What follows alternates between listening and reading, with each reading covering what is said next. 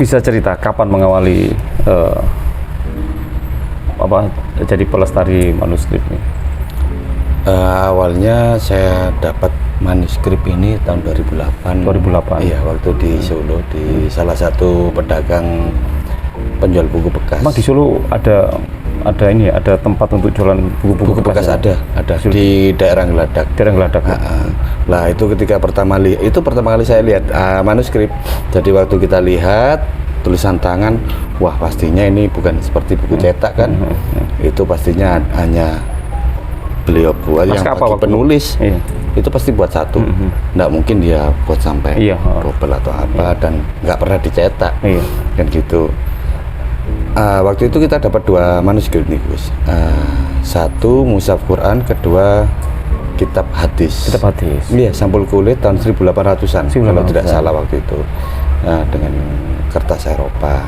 Ya sejak itu kita akhirnya tertarik dengan manuskrip. Al-Quran itu 1 juz ya?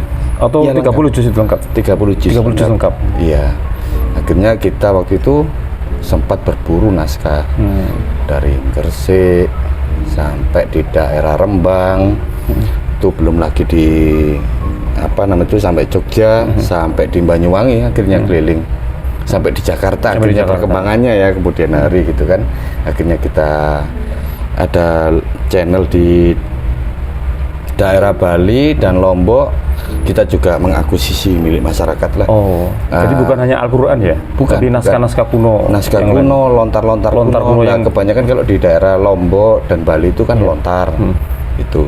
Nah, kalau di daerah Jawa sudah bentuk gini manuskripnya dari kertas daluang Eropa. Ini kertas Eropa yang iya, tapi ada beberapa yang masih menggunakan lontar.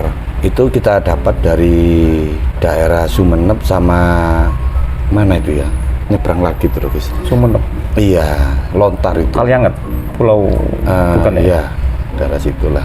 Gitu itu kita dapat naskah Yusuf masih bentuk lontar. Naskahnya Syekh Yusuf di Sumeneb itu ya? Bukan, tentang hikayat Nabi Yusuf. Hikayat Nabi Yusuf. Lebih ke sana. Berbahasa Madura, aksara Jawa.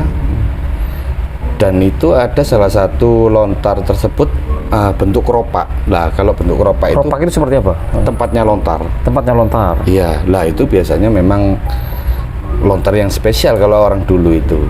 Biasanya punyanya orang-orang pembesar lah. Ketika dibaca itu kalau tidak salah yang menulis itu salah satu pujangga dari Keraton Sumeneb. Itu yang luar biasa dan ada ada hiasannya di lembar pertama itu. Iya, dan itu diakui oleh Inggris salah satu lontar yang indah gitu. Lontar tertua tahun berapa Mas Ayu? Bisa dilihat nggak ada di lontar itu ada tahun berapa? Nah itu kita belum bisa menganalisa ini tahun berapa karena itu memakai tahun wau kan gitu. Biasanya itu ya. Nah salah satunya itu ada yang menurut saya mungkin sekitar tahun 1700-an dari bentuk tulisan. Kalau lontar itu semakin kecil dan rapi itu biasanya tahun 1700-an atau 1800-an. Ada ciri khas tersendiri ya? Iya. Dan itu tertulis di situ penulisnya itu salah satu ulama Karangbayan Sasak Lombok. Iya, dengan bahasa Sasak. Dengan bahasa Sasak Lombok. Iya. Jadi lontar itu bisa diketahui dari tebal dan tipisnya ya, jadi tahun berapa mungkin seperti itu. Harusnya atau semakin tebal semakin harusnya dari kolofon. Dari kolofon ya. Iya, bagaimanapun kita harus secara ilmu akademis filologi itu kan kita di akhir lembar biasanya itu ada kolofon. Nah, itu juga ada punya saya yang dari Lombok itu. Iya, dan kemungkinan itu pasti ada hubungan erat dengan musola Karangbayan itu ya. Musola Sasak itu yang tertua itu. Yang tertua seperti itu. Pastinya itu ada hubungan dekat. Entah itu awal-awal pembangunan atau bagaimana. Gitu. Istilahnya itu mungkin bisa dianggap sebagai pusakanya orang Karangbayan. Orang Karangbayan. Betul. Tantangan mendapatkan ini seperti apa? Tantangan kita waktu itu memang banyak selain orang kolektor juga dari pihak luar negeri. Khususnya negara tetangga. Iya betul. Jadi ketika kita dikasih tahu ada negara tetangga yang sedang keliling di mana itu daerah Jawa Timur, Di Jawa Timur. oh kita langsung cepat-cepat hubungi. Iya. Langsung berburu ya. Ya pastinya kita harus bersaing harga lah. Kenapa harus berburu naskah seperti ini? Ya karena kita suka. Suka ya. Satu, suka, dan kedua karena ini memang warisan leluhur ya, peradaban. warisan Iya, peradaban warisan kita ya. peradaban yang benar, Jadi yang memang harus dilestarikan dan tidak ternilai, kemana-mana ya. harus tidak jadi. bisa diukur dari segi finansial, Nggak bisa atau- diukur dengan uang. iya sebagainya. betul, tapi Jadi, dari segi keilmuan Iya. dan peradaban bangsa itu dari sini kita sendiri. bisa mengetahui bahwasanya peradaban kita dulu seperti apa ya, dengan tulisan Al-Quran, tulisan tangan seperti apa. betul. Adakah sesuatu yang spesial, cerita yang menarik dari mendapatkan Al-Quran? Nah ini seperti contohnya seperti apa Gus? Ya, ini contoh Al-Quran ini. Bagaimana ini bisa mendapatkan Al-Quran yang seumur setua ini ya? Ini sampulnya kulit nggak salah ini? Iya betul. Kemudian betul. Kita naskah- memang memiliki banyak, mungkin untuk saat ini udah ratusan manuskrip tentu ya. ini nggak murah untuk mendapatkan seperti ini. Betul, memang Ya. betul. Beberapa kali ada sih yang menawarkan, memang udah ada salah satu mushaf Quran karya salah satu pujangga dari Keraton Surakarta. Surakarta ya. Dan ketika kita cari informasi penulis tersebut, beliau memang waktu zaman itu beliau memang ini membuat mushaf Quran. Mushaf Al-Quran. Terus untuk dibeli sama kalangan dari keraton gitu, pesan sama-sama si penulis Sama itu penulisnya. salah satu kiai gitu kan. Memang beliau salah satu pekerjaannya Satu mungkin pekerjaan ya, yang menulis Al-Quran dia ya. membuat pesanan Quran Pesan Al-Quran yang tulisan yang tangan. memang ditulis tangan. Nah gitu. itu kita sempat ditawari dengan harga 1 M. Wih, Iya, bahkan di Gresik ini Gus, yang dipercaya di Gresik itu ada mushaf Quran yang dipercaya milik gurunya Habib Abu Bakar kalau Abu Bakar nggak salah. Gresik. Betul. itu gurunya Habib Abu Bakar Gresik. Iya. Nanti lebih tua lagi berarti ya. Iya, ditulis sama gurunya yang dipercaya. Dipercaya. Entah itu kebenarannya bagaimana kita entah, atau mungkin sudah terbaca, mungkin ada kulufunnya, bisa jadi. Bisa jadi. Itu sudah, kalau kita berbicara soal itu sendiri ya, itu sudah ditawar salah satu pengasuh pondok pesantren kalau tidak salah di Sidoarjo. Sidoarjo. Itu 3 Selain- M tidak dikasih Wih, sampai saat ini. Iya. itu Tapi ini terlepas dari soal apa ya, nilai manuskrip Nilai sendiri ya, manuskrip, ini ya iya. di luar itu ya, gitu. Mas Erwin, selain naskah kuno seperti ini ya, Al-Quran, kemudian itu Iya. seperti tulisan Honocoroko itu ya, apa Iya, Primbon betul. atau apa dan sebagainya. Iya. Buku-buku yang kuno yang terbitan dicetak sama penerbit ada nggak? Misalnya buku-buku lawas tahun 1800-an, mengenai apa jelasan itu? buku politik, buku ekonomi, tentang peta. Karena kalau nggak salah dulu banyak buku antropologi yang ngomong masalah peta Indonesia, peta Nusantara, peta Surabaya, Iya. atau bahkan ngomong masalah peradabannya di Iya, kalau Surabaya. memang untuk buku-buku tahun 1600-an sampai tahun 1800-an itu memang kita lebih tertarik, saya sendiri ya lebih tertarik buku tentang penjelajahan. banyak Mas Erwin punya buku itu. Ada buku penjelajahan, termasuk buku tentang Borneo yang terbitan tahun 1840. Borneo Kalimantan ya? Iya. Tahun 1840 berapa itu lupa saya. Ini lagi dipinjam untuk pameran. Wih, Iya. gimana Mas Erwin? Boleh tahu ini? Ada di salah satu negara tetangga. Negara, dipinjam di negara wow. Jadi salah satu bukunya Mas Erwin ini dipinjam sama negara tetangga. Bayangkan ini harusnya Indonesia ya. Harusnya negara Karena kita memang ya. ada apa ya? Wah, ini spesial banget tadi. Ada apa, kedekatan teman lah. Ada kedekatan. Gitu. Iya, jadi Bukunya dan ini beliau memang dari yang apa memang namanya, sangat karena ini pemerintah kan, jadi kita percaya gitu. Karena sebelumnya memang sudah ada berapa buku? Satu buku atau satu buku. satu buku? Dua buku tentang Borneo, Dua buku tentang Borneo. Itu iya. cerita tentang apa? tentang penjelajahan. Salah satunya itu ditulis sama seorang letnan apa ya, letnan atau jenderal itu lupa saya. Orang Belanda, Portugis atau Inggris. Orang Inggris. Iya, British ditulis ya? sama orang Inggris itu yang menaklukkan negara termasuk negara Brunei. Brunei, Iya, itu penulisnya itu memang itu. Terus ada lagi buku saya tentang tentang penjelajahan waktu orang Prancis untuk menjelajahi Nusantara, termasuk dia singgah di mana, Banten, akhirnya berperang tapi kalah. Prancis pernah ke Nusantara Pak Dinya? Pernah. Kalau tidak salah itu awal-awal orang Prancis. Awal Prancis. Iya, karena memang buku itu terbitan tahun 1669 kalau tidak salah itu. Jadi Prancis pernah ekspansi ya ke Nusantara, Betul, tepatnya di betul. Banten. Ya? Itu pertama itu justru buku itu yang ditulis itu penjelajahan yang diiringi dengan kekuatan militer. Wih. Itu turun di Banten, kalah. Tapi nggak sukses ya? Dia nyampe di Banten karena ada perlawanan dari Banten ya, pihak Belanda, VOC. Oh, Belanda. Jadi sama-sama orang Repa. Mungkin di sini waktu itu dikuasai sama Belanda sama VOC. Betul. Jadi perebutan kekuasaan sebenarnya bukan Jawa, perebutan kekuasaan, sebenarnya tidak ada untuk penjajahan awal-awal dulu itu sebenarnya kalau kita baca dari literasi buku-buku penjelajah itu sebenarnya bukan penjajahan, tapi mereka mencari sumber alam. Mencari sumber alam. Iya betul. Kayak Nusantara yang paling cocok ya untuk. Bukan paling cocok, memang Nusantara di Pulau Jawa khususnya ini memang sudah dikenal memiliki kekayaan alam yang luar biasa, rempah-rempah, seperti itulah contohnya. Berarti memang diburu. Mereka itu sudah tahu ya kalau di Nusantara, di Indonesia itu seperti ini sumber daya alamnya. Iya, tapi mereka tidak tahu arahnya. Arahnya tidak tahu. Mau ke sini tuh harus bagaimana, lewat mana. Iya, petanya mereka tidak punya. Jadi mereka akhirnya melakukan penjelajahan seperti itu. Itu dari buku-buku yang saya masuk ini ada yang menceritakan seperti itu, Mas? Ada.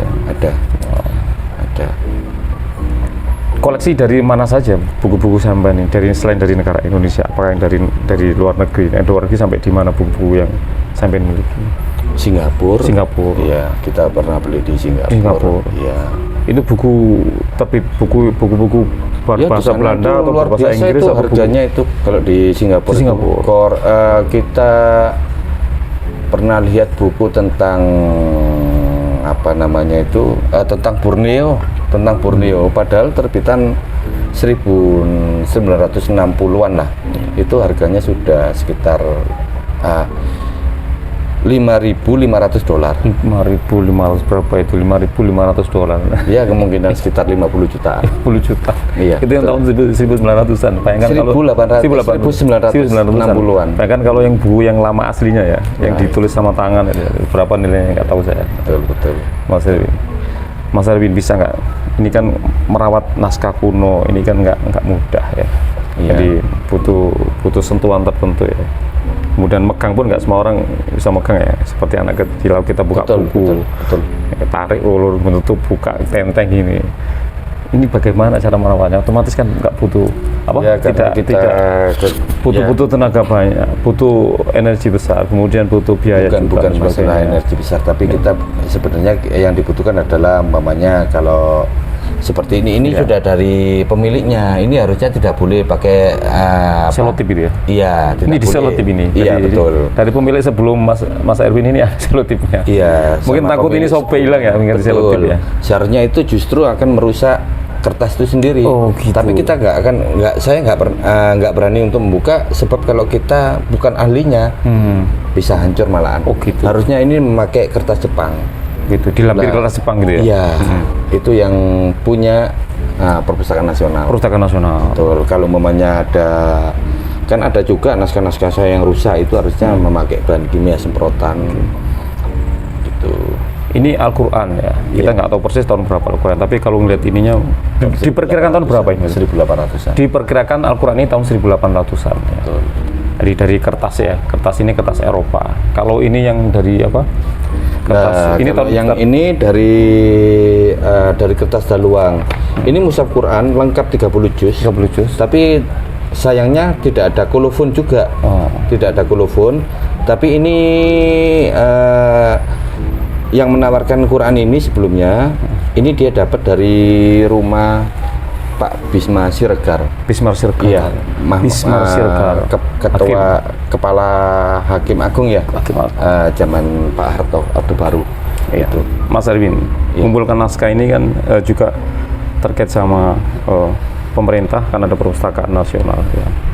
Terus pernah bersinergi sama mereka untuk apa ini ya? Pernah, kita beberapa kali kita pernah beberapa kali diajak gabung untuk pameran, dan terakhir tahun 2018 itu sebenarnya Perpusnas mengadakan pameran tunggal.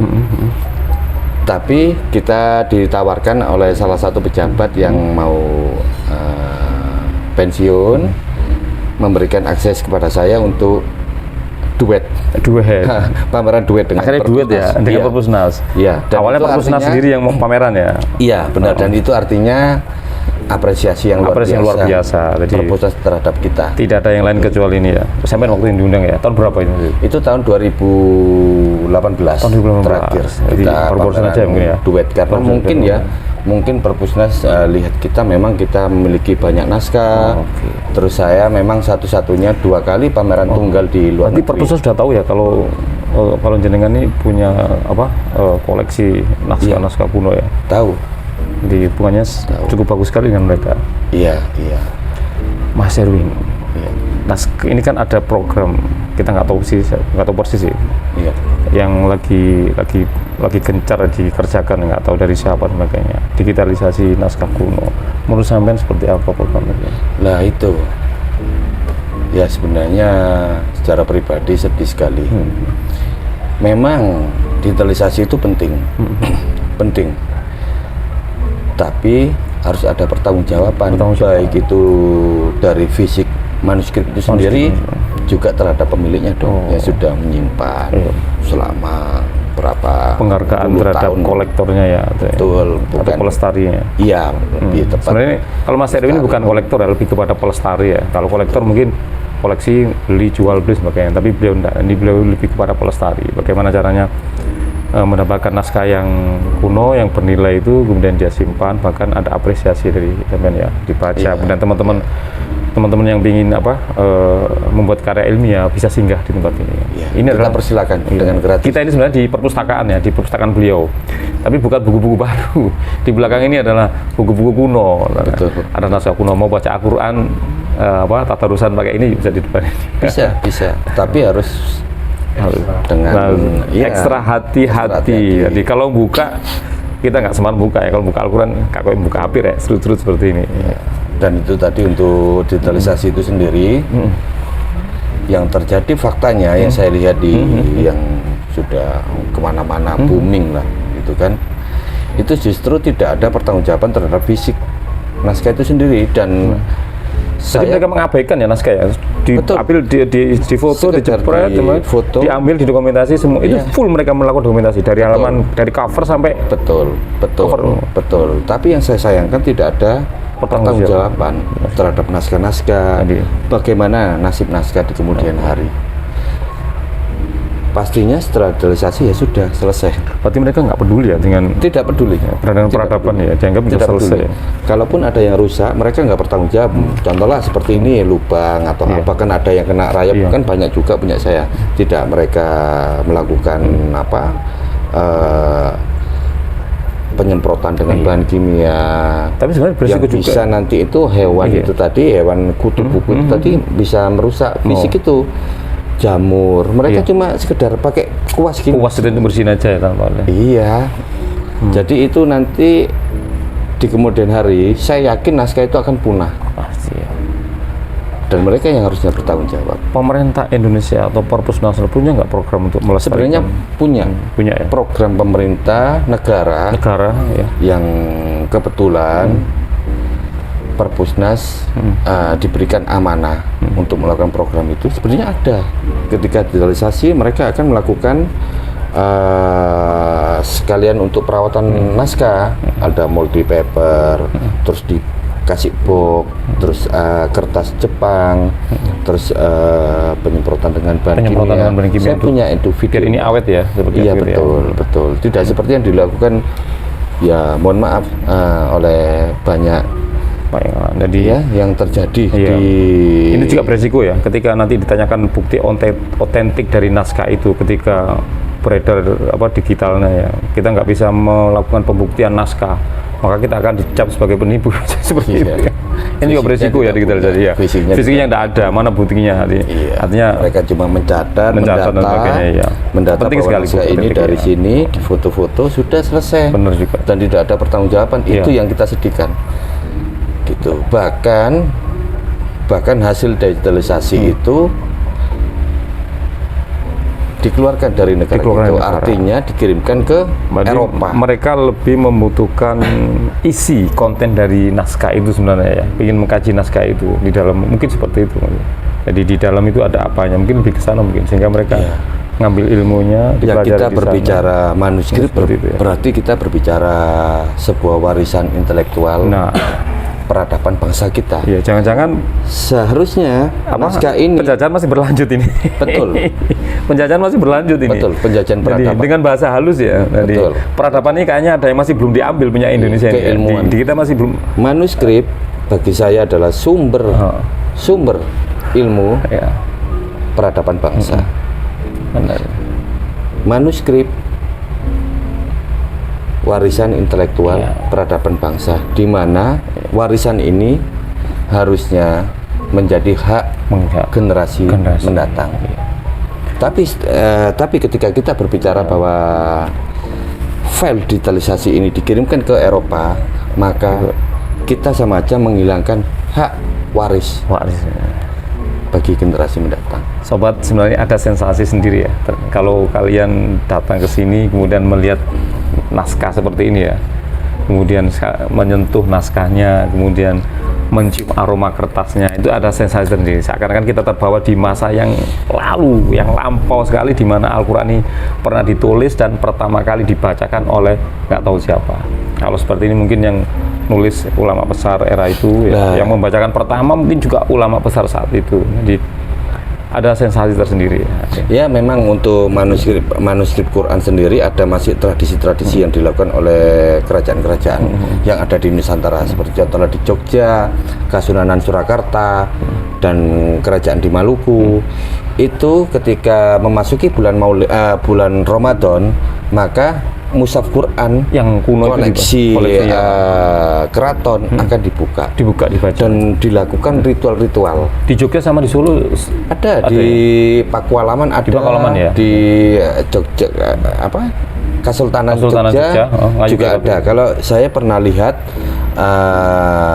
acara di Pakualaman itu ritual. Jadi naskah ini dibawa dari tempat asal menuju Masjid Agung, diiringi oleh beberapa abdi dalam dan melakukan ritual-ritual khusus yang nantinya akan dibaca di Masjid Agung selama pameran bulan Ramadan. Tadi kan Mas Heru menyebutkan salah satu negara tetangga sekarang kan lagi pameran salah satu koleksi jadi dengan buku Borneo. Berapa negara yang pernah sampai singgah itu pameran naskah sampai? Nah, saya hanya di satu negara. Kita pernah diundang untuk pameran tunggal di Brunei. Pameran itu tunggal? Acara itu dibawa Kementerian Belia dan Sungkan, Kebudayaan Belia dan Sungkan. Iya, betul. Berapa hari di sana? Terus sampean bawa apa ke sana? Al-Quran atau naskah yang lain? Ada Quran, ada lontar yang bertema tentang keagamaan. Kok bisa menemukan jenengan mereka? Iya, kok tidak menemukan perpustakaan nasional atau menemukan ketemu dengan kolektor yang lain? Memang kita kenal dari media Facebook. Itu mereka juga tertarik ketika melihat uploadan dari sampean ya, koleksi saya. Ketika itu benar milik pribadi, terus kita ditawarkan untuk diundang ngisi pameran, bahkan pameran tunggal. Ini yang menarik ya Pak. Dan ini mungkin harusnya ini ya saat itu menjadi delegasinya pemerintah Indonesia untuk ini sudah ngomong antar negara sebenarnya. Betul. Bahkan waktu itu saya pernah, ketika kurangnya tanggung jawab negara, saya pernah mengajukan waktu itu untuk kurang bertanggung jawab negara. Menarik ini. Kurang bertanggung jawab negara. Iya, betul. Negara nggak bertanggung jawab atau oknum yang tidak bertanggung jawab.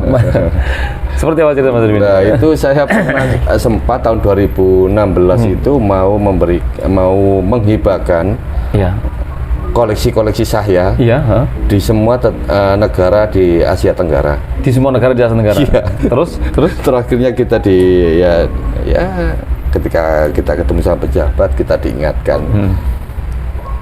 Ya kalau negara bertanggung jawab oke lah, tapi kalau negara tidak bertanggung jawab ya sudah. Iya Ini kan hak saya mau tak kasihkan ke siapa terserah. Yang penting saya dengan dengan satu alasan. Penyelamatan manuskrip di seluruh dunia.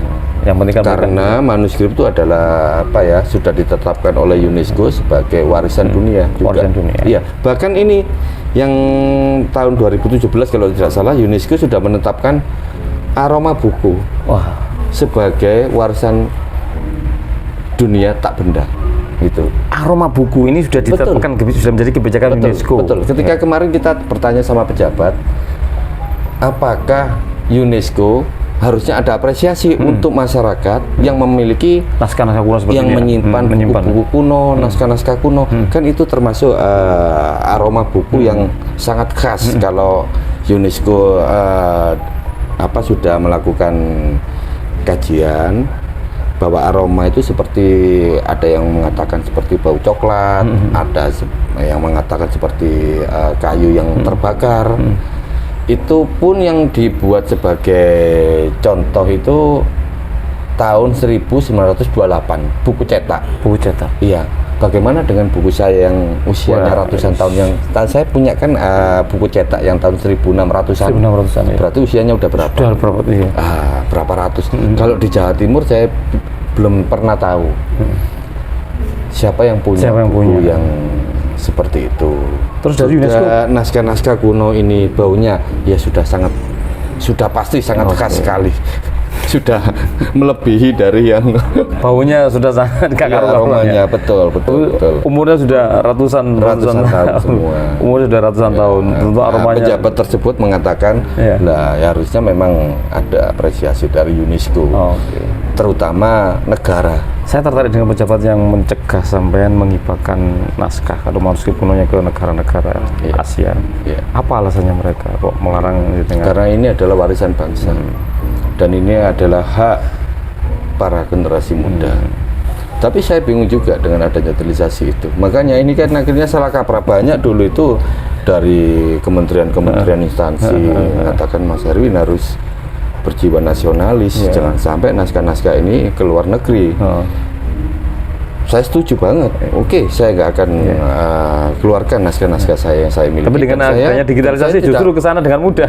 Ya, dan saya tidak mendukung orang-orang yang mengeluarkan naskah-naskah entah itu dibeli, dijual atau kan dihibahkan. Kita tidak dukung.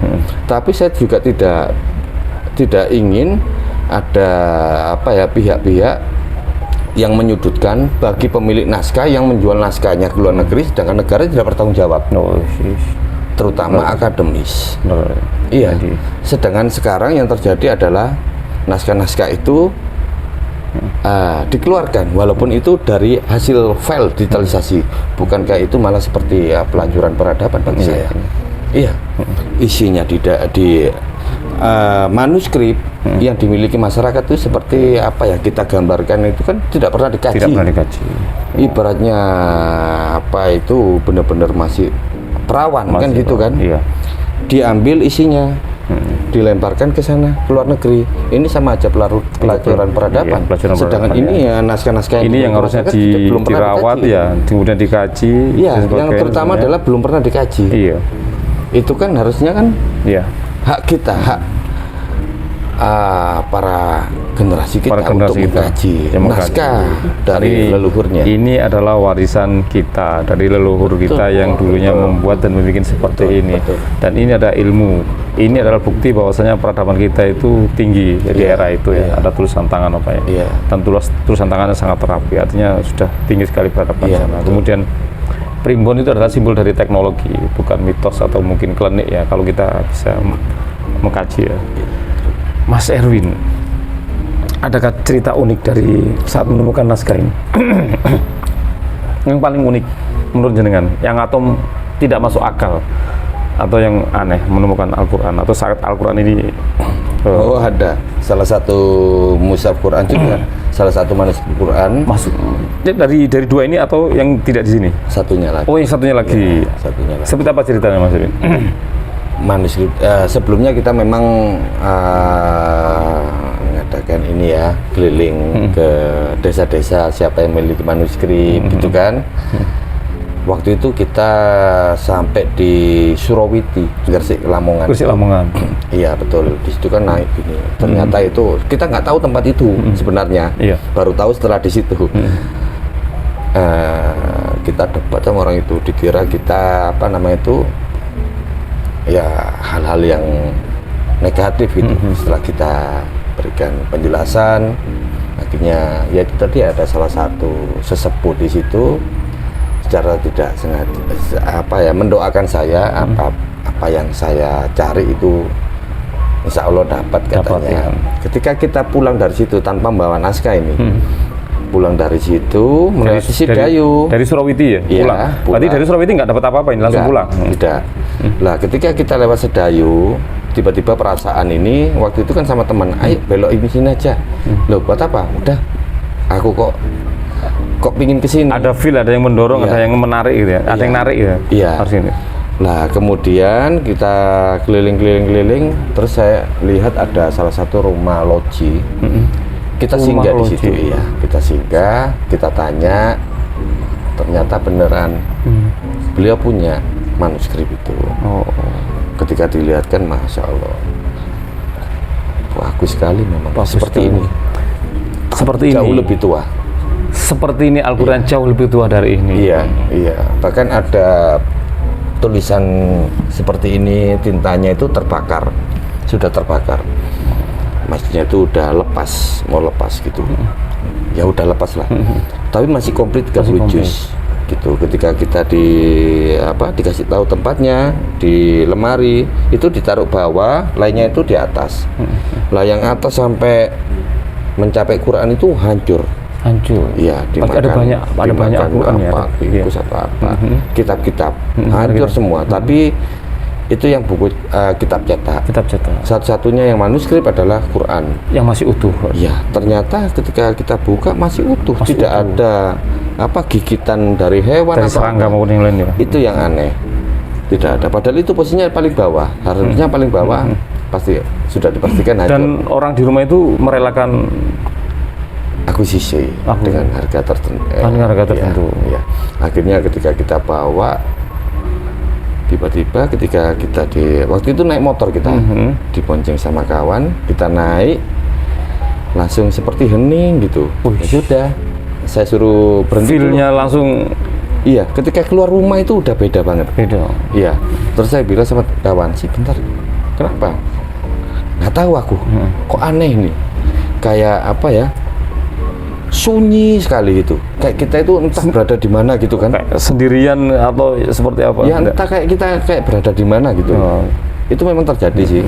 Saya sendiri tidak seberapa ini ya soal klinik atau dengan bahasa-bahasa gitu kurang. Akhirnya kita melakukan perjalanan. Ketika di kota Gresik itu gerimis ya. Gerimis karena kita nggak bawa jas hujan. Ya sudah kita berhenti. Setelah berhenti, kita lihat 20 menit, sekitar 20 menit, 30 menit, loh kok nggak jadi hujan ya? Ternyata jarak mungkin nggak sampai 20 meteran lah. 20 meter, maksudnya itu nggak sampai 100 meter, nggak sampai 100 meter, itu udah basah banjir sampai Surabaya. Bayangkan kalau kita melewati jalan mana itu arah dari Gresik Surabaya itu Osowilangun kan nggak ada tempat untuk berteduh. Kalaupun kehujanan pasti basah kok. Wah pasti, dan itu pasti hancur Quran itu. Air hujannya di belakang berarti. Wallahu alam ya. Cerita menarik ya. Betul. Jadi Al-Qurannya sampai sekarang masih ada Mas? Masih ada. Itu pertama kali kita dapat langsung sama kawan, ada yang datang ke rumah tak kasih tahu, langsung ditawar 100 juta. Wih, mantep. 100 juta. Tapi tidak lepas ya. Enggak. Feel jenengan itu Al-Quran siapa kira-kira? Kita cari teleponnya nggak ada. Terakhir masih beberapa bulan lalu. Padahal itu udah dapatnya udah lebih dari 10 tahun itu. Itu ketika kita lihat di ini ada yang leket gini, kita buka perlahan gini, ternyata ada tulisan di situ tertulis kampung makam Cina. Kampung Makam Cina. Betul. Memang di daerah Gresik itu ada 2 kampung makam Cina. Pertama di dekat kota Gresik ada memang kampung makam Cina. Dan yang kedua ternyata ketika saya tanya teman kawan yang ada di Sidayu Gresik, ternyata di situ juga ada pemakaman Cina juga. Lah kita nggak tahu ini dari kampung makam Sidayu atau kampung makam Gresik, karena pemilik dari manuskrip ini konon katanya ditulis sama buyutnya yang memang seorang habaib. Betul, Arab, keturunan Arab. Iya. Kakeknya atau buyutnya itu seorang Mungkin ulama tinggal di besar. kampung Cina itu mungkin ya. Bukan, kalau yang pemilik ini di belakang makam Kanjeng Sepuh. Oh, makam Kanjeng Sepuh Sidayu. Pas belakang. Dekat alun-alun situ ya? Betul. Pas alun-alun. belakangnya Pas belakangnya itu. Iya. Rumahnya rumah loji besar. Menarik. Nah, itu adalah salah satu ciri ya. Iya. Rumah para ulama. Rumah para ulama seperti itu. Zaman dulu. Enggak dirubah sama sekali ya. Tidak. Persis seperti era dulunya. Iya, rumah loji. Pilar-pilarnya kayak apa terus. Betul. Kalau di Kota Gresik kan kita di daerah perkampungan Arab itu kan ada banyak rumah-rumah loji itu yang ditinggali oleh para ulama, baik itu dari habaib para atau dari habaib yang banyak kiai yang tinggal di besar sana, itu kan rumahnya loji-loji memang di Gresik. Di Gresik saya juga dapat buku Babat Gresik yang sekarang lagi viral itu. Lagi Babat Gresik, ya. Iya, Buku Babat banyak Gresik. yang mengkaji tentang Gresik itu manuskripnya. Iya, Babat Gresik. Jadi mulai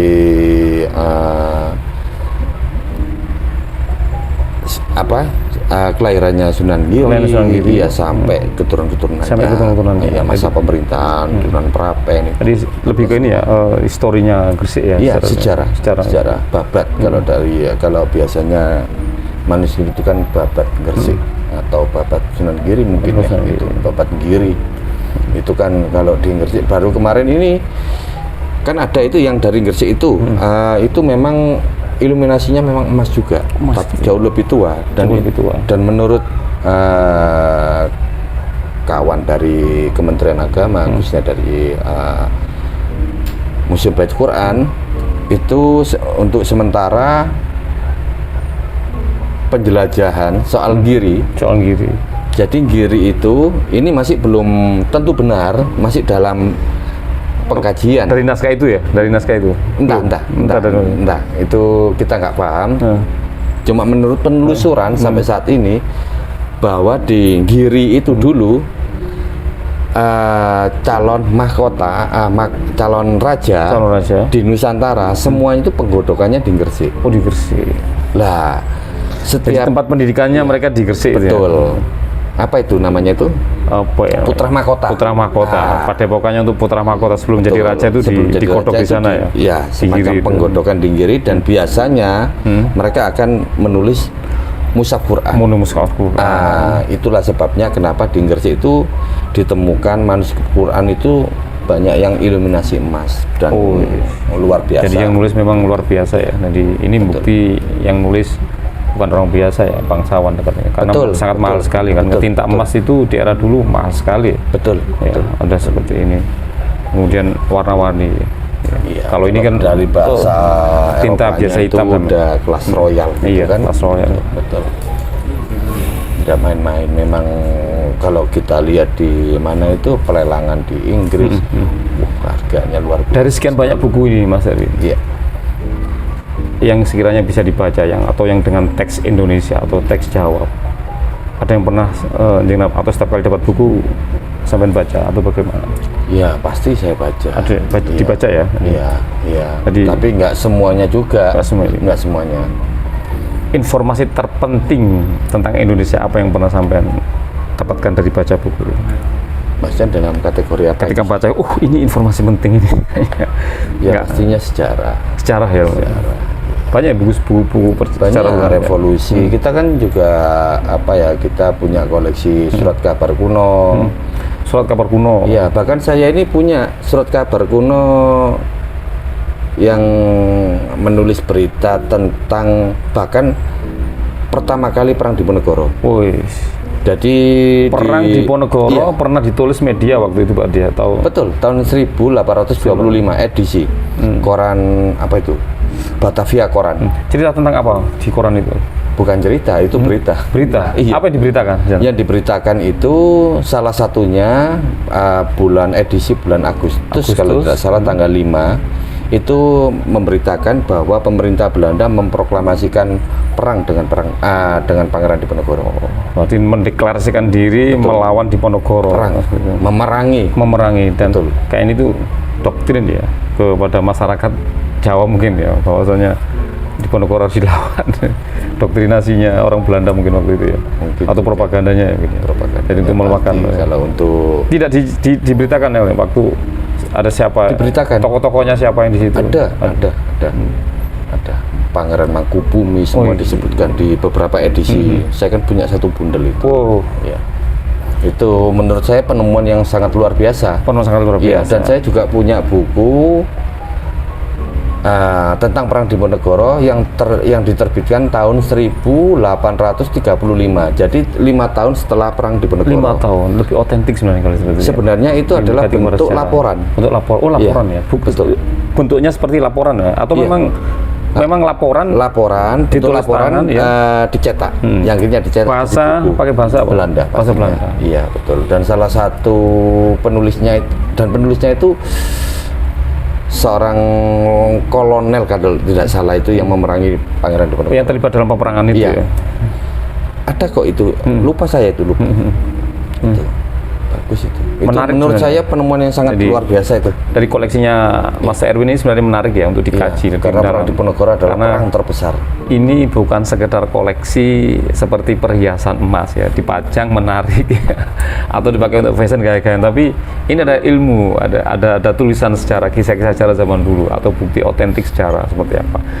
Pernah nggak sampean ketika membaca ini kemudian memperhatikan sejarah sejarah ini nggak benar yang saat ini, yang benar adalah buku yang saya dapat ini terusnya. Pernah nggak menemukan seperti itu?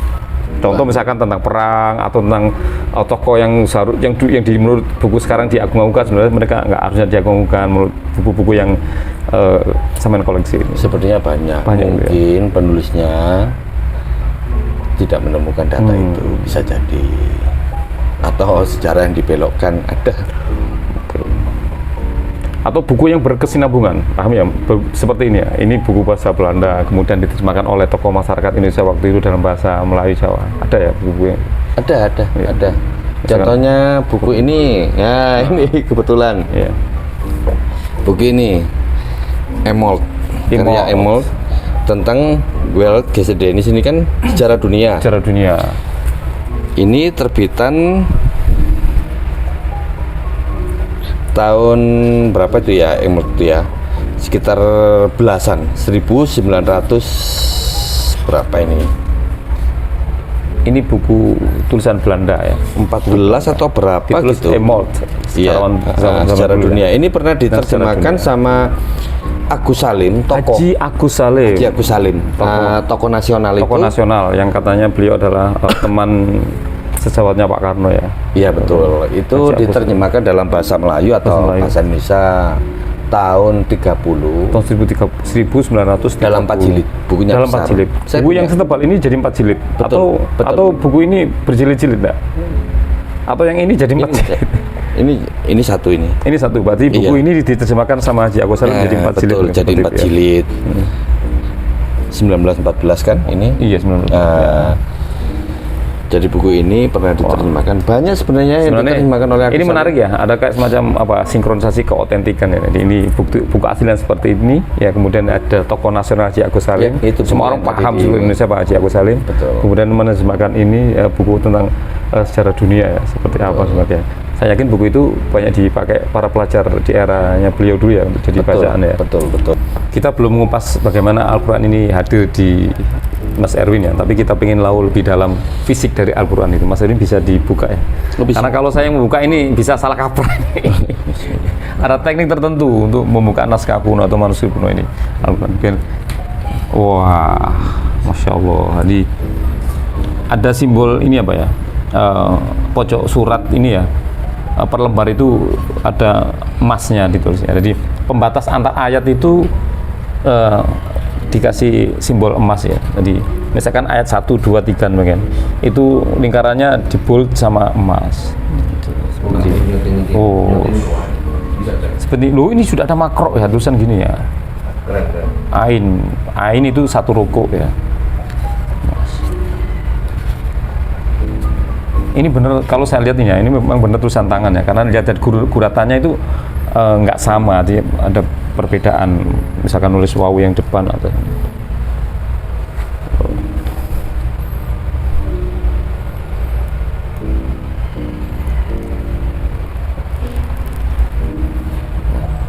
tapi di Al-Quran ini juga masih memakai tinta merah. Tinta merah itu untuk membedakan ini ya, simbol-simbol. Karena di Al-Quran itu biasanya ada bacaan panjang, kemudian berhenti sejenak ya.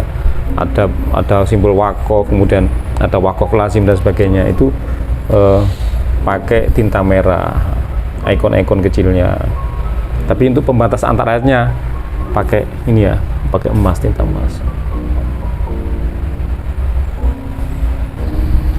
Tapi sepertinya ketika dia ini ya, dia menuliskan, mungkin dia membuat bantuan garis ya. Karena kayaknya sepertinya garisnya itu agak sedikit tidak hilang, mungkin membayang ya. Jadi untuk membuat tulisan Al-Quran itu jadi rapi, lurus ya. Kemudian besarnya itu tidak komposisinya diproporsi sekali seperti itu. Terus ini ya, ornamennya seperti ini. Ini warna ini sampai tembus ke ini ya, ke kertas yang di atasnya ketika dilipat. Ini buktinya kalau ini tinta yang masih basah ya. Jadi ini hitam, ini ornamen ini di sebelah ini tembus jadi ini buktinya kalau masih basah ya. Wow, menarik.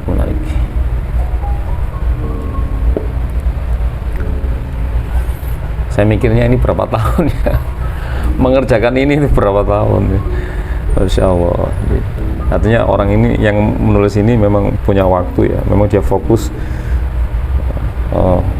mengerjakan kodifikasi Al-Quran. Iya. Kalau dia dari ini ya, kita mendekat ya, dari atas itu kecil ya, agak kecil ya, kemudian sampai dari bawah ini agak besar. Mungkin dia untuk pemenuhan satu halaman Al-Quran ya, sehingga di posisi yang di bawah ini ya, ini fontnya lebih besar, karena mungkin dia mau membikinnya ini jadi full satu halaman. Mas Erwin, tentu untuk mengelola naskah kuno ini kan berat sekali kalau menurut pandangan saya. Menurut pandangan jenengan mungkin enggak ya. Seperti apakah mengelola naskah kuno ini berat atau ringan atau? Ya karena kita sudah terbiasa ya. Mungkin karena kita keterbatasan sarana dan prasarana ya kita lakukan. Sudah berapa ratus ribu atau mungkin berapa rupiah yang sampean kucurkan untuk koleksi pribadi ini? Tanah saya juga udah. Wow. Aset pribadi sampai 2 kapling. Aset pribadi 2 kapling hanya untuk naskah ini, Masya Allah. Jadi, keren banget. Saya nggak bisa ngitung nominalnya ya, tapi dihitung sendiri aja nominalnya. Kalau lihat Al-Quran kuno seperti ini, ada koleksi naskah harganya ratusan juta dan sebagainya. Ya. Salah satunya itu ya, belum toko saya. Belum toko, wah. Bisa dihitung ya. Iya benar itu. Ya, dan orang lain pasti akan kayak gila ini investasi apa ini ya, mendingan dibelikan rumah atau mungkin salah satu instansi besar pemerintah juga tahu kalau saya sampai jual tanah. Wih, artinya pemerintah dan siapapun yang peduli terhadap naskah kuno harus appreciate soal ini, bukan hanya apresiasi diberitakan apa dan sebagainya. Ya, dan saya pernah juga tahun 2018 itu menyumbang nggak main-main. 6 manuskrip mushaf Quran. 6 manuskrip mushaf Quran. Nah, belum termasuk kitab-kitab. Disumbangkan kemana Mas? Ke Museum Bait Quran. Museum Bait Quran. Itu belum pernah terjadi masyarakat yang menghibahkan langsung 6 manuskrip mushaf Quran ya. Apresiasi mereka terhadap sampean apa? Ya akhirnya kita dapat penghargaan Al-Quran Award lah. Salah satunya yang dapat Al-Quran Award itu Profesor Quraisyihab. Sama jenengan Pak Dinatanya? Iya, ada 7 orang yang sudah. Profesor Quraisyihab, beliau bukan profesor. S1 pun belum. Ada. Hati nuraninya luar biasa. Hati nuraninya yang jadi profesor. Ya, kalau manuskrip Quran sendiri itu biasanya kalaupun ada salah satu pesantren tua menyimpan manuskrip, biasanya untuk manuskrip Quran paling cuma 1, kalaupun ada. Biasanya kalau kitab mungkin ada ya, banyak, tapi Quran, kalau Al-Quran yang paling kemungkinan satu. Itu pun kalau ada. Nah, yang kita sumbangkan adalah 6 manuskrip mushaf Quran. Dan itu jadi berita yang nilainya berapa Mas Erwin? Kalau diuangkan sekarang ya? Dan itu saya nggak nerima, walaupun waktu itu dari pihak Museum Bait Quran waktu datang, Iya. justru kita sambut mereka dengan waktu itu kan acara Maulid. Ya sudah, waktu itu kita rundingan sama beliau juga sama kawan-kawan. Sama kasihkan cuma-cuma ke mereka. Iya betul. Itu sebagai apa ya, rasa cinta kita waktu itu bulan Maulid, rasa cinta kita terhadap Rasulullah. Sampai sekarang disimpan di sana. Iya betul. Akhirnya kita kasih tema kado Rasulullah. Aduh Rasulullah, Masya Allah, keren banget. Ini cocok ya, di bulan Maulid kita ngobrol soal ini. Iya, karena Ini waktu pas itu banget ya. ada cerita yang menarik. Saat bulan Maulid tiba, Iya. waktu itu saya kesusahan sekali. Kesusahan itu dalam hal finansial ya, karena saya pingin sekali untuk mengadakan Maulid.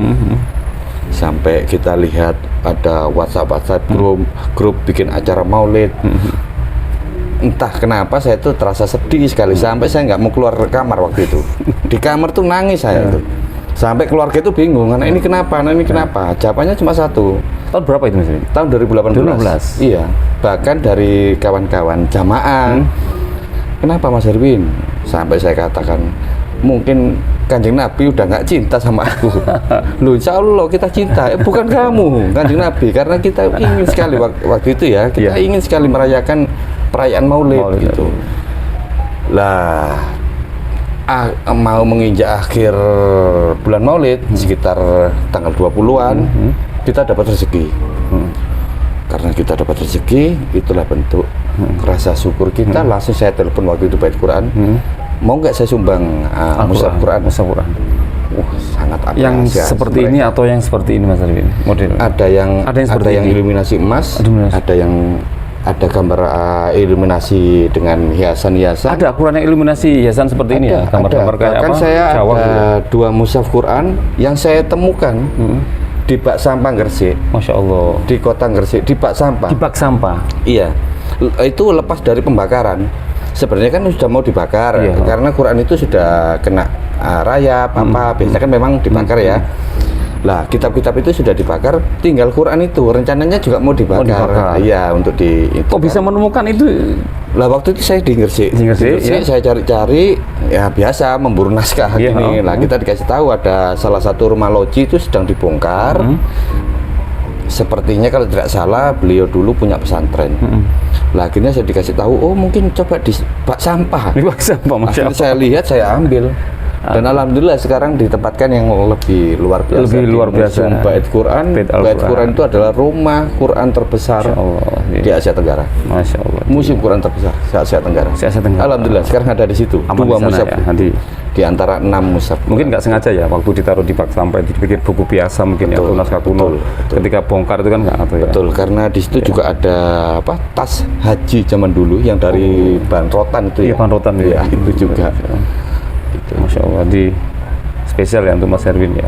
Mas Erwin, perpustakaan ini bisa diakses masyarakat umum Bisa ya? gratis. Akademisi Dulu kan atau di siapa? 3 tahun lalu itu saya sudah sewa tempat ya di sekitar perumahan kita, karena perumahan kita ini kan gitu. Nggak terlalu sulit ya untuk mengakses ke rumah jenengan. Ini kan ada di rumah jenengan ya. Enggak, kalau kemarin ini barusan aja. Barusan ya? Ya terpaksa akhirnya renovasi ruangan ini. Ini kan dulu ada kamar mandi, ada ini. Terpaksa saya Direnov renovasi. jadi- Ya, karena memang yang sebelumnya kita itu sampai mengeluarkan biaya saya sendiri 200 juta, sekitar 200 juta. Karena akhirnya masuk Covid, akhirnya nggak fungsi kan. Nggak fungsi. Jadi wis terlantar gitu. Akhirnya karena kita udah finansial udah menurun drastis, akhirnya dengan terpaksa Taruh di juga, sini ya? Iya, kita renovasi dulu. Ini ruangannya cukup luas sih sebenarnya. Di sekitar berapa meter ini Mas Erwin diameternya? 6 meter lebih mungkin ya, atau 8 meteran ya. Jadi cukup representatif ya untuk sebuah penyimpanan manuskrip naskah kuno secara single mandiri, karena Mas Erwin ini tidak ada pegawai di sini ya, dikelola sendiri, dimanage sendiri, dirawat sendiri apa dan sebagainya. Ya. Untuk Dan saya mengakses ini nggak sebenarnya- kesulitan ya, misalkan Enggak. dari Surabaya, dari Jakarta. Ya. Jadi mereka mau studi banding atau mengkaji untuk urusan akademisi dan sebagainya. Boleh, boleh. Asal tidak di foto-foto. Karena ada tanda kutip ya, jangan pernah menfoto naskah yang ada di sini karena itu pelanggaran yang paling terberat. Iya, kalau memang mengkaji silakan mengkaji. Mengaji silakan datang ke sini ngaji ya kita sediakan. Wow, kalau mau nginap, minum kita sediakan. bisa nginep di sini. Dana pribadi insya Allah. Tidak ada sumbangan dari pihak manapun. Dari awal pemerintah tahu nggak kalau sampai punya perpustakaan ini? Tahu. Terus mana aja tahu. Tahu. Bahkan yang dari luar negeri juga tahu. Wih, kemarin yang di luar negeri tahu tempat sampai di sini. Tahu. Komunikasi dengan luar negeri berapa negara? Mana saja selain negara Brunei? Banyak sih. Banyak ya. Banyak. Para ini ya, para pemburu naskah kuno atau bukan pemburu, dari pemerintah. Dari pemerintah. Betul, arkeolog. Bahkan juga dari Amerika kita seberapa ngerti dan paham tahu pemerintah Indonesia atau negara ini dengan sampai? Oh, sudah sangat paham sekali. Sudah termasuk kali ya. Iya.